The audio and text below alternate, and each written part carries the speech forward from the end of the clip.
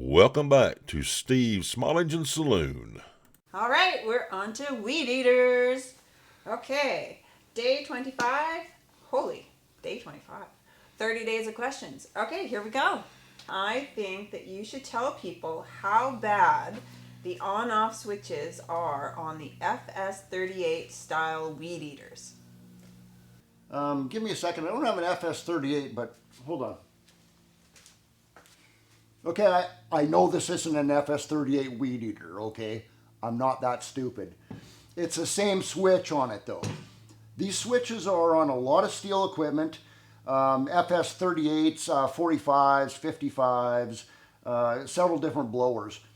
And there is an issue with these things where they just don't work anymore. You go on, and when you go to shut your engine off, you're doing on, off like that, and nothing happens.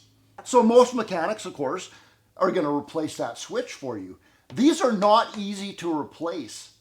You can't just pop it out and unplug the two wires off the bottom of that and plug a new switch in and then just click that new switch back in. The wires are too short. If you pull the switch out like that, it pulls them right out of the wires themselves. So on these blowers, you have to take all this apart to get at the switch to do it. On an FS38 or 45 or 55, it's even worse. You have to take like a lot of that trimmer apart to replace that switch. I don't know what is going on with these switches, but the easiest fix for you to do is this, and this works. I'm going to say 8 out of 10 times.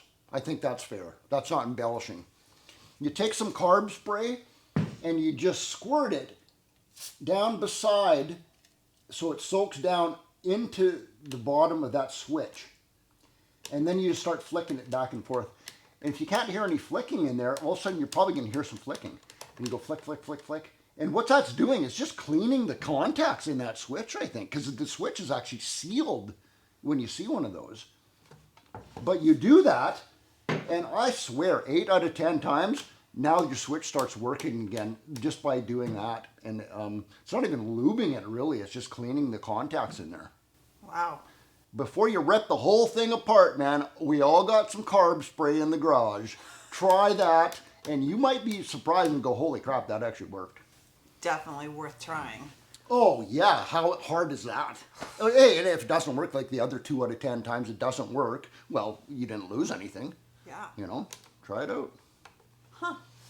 Next question, please. Well, that was a quick one. Okay. Yeah. All right. Well, that's it for today. If you haven't subscribed, please do so. And definitely turn that bell notification on so you don't miss. We've got 5 more days coming up. And if you missed the previous days, check that description below this video or go back to our channel and check the Saloon Mail playlists. And we're done for today. That's it. I ran out of beer, so all we're going to say now is Steve and April out.